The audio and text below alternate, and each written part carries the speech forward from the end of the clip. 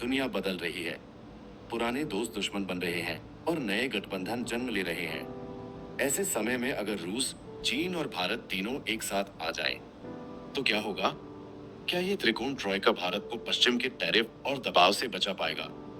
और क्या ये तीनों मिलकर दुनिया का नक्शा पलट सकते हैं? आइए इस कहानी को गहराई से समझते हैं। रूस ऊर्जा और हथियारों का बादशाह है। चीन दुनिया की फैक्ट्री है, जहां से हर घर में पहुंचने वाला सामान बनता है। भारत तेजी से बढ़ती अर्थव्यवस्था और विशाल बाजार है, जिसकी जनसंख्या सबसे बड़ी ताकत है।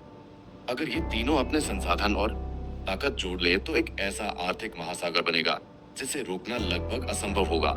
सोचिए, भारत को रूस से सस्ता तेल और गैस मिले, चीन से सस्ता इलेक्ट्रॉनिक्स और मशीनें, और बदले में भारत आईटी और सर्विसेज एक्सपोर्ट करे।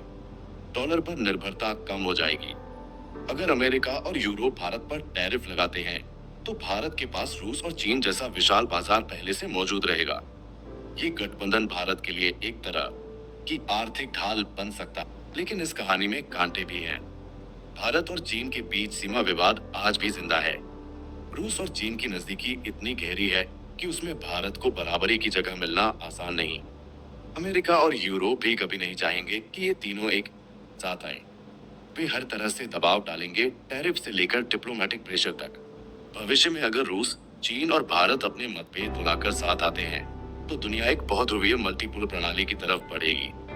पश्चिम का दबाव कमजोर पड़ेगा और भारत जैसी अर्थव्यवस्थाएं ज्यादा आत्मनिर्भर बनेंगी। लेकिन यह रास्ता आसान नहीं होगा।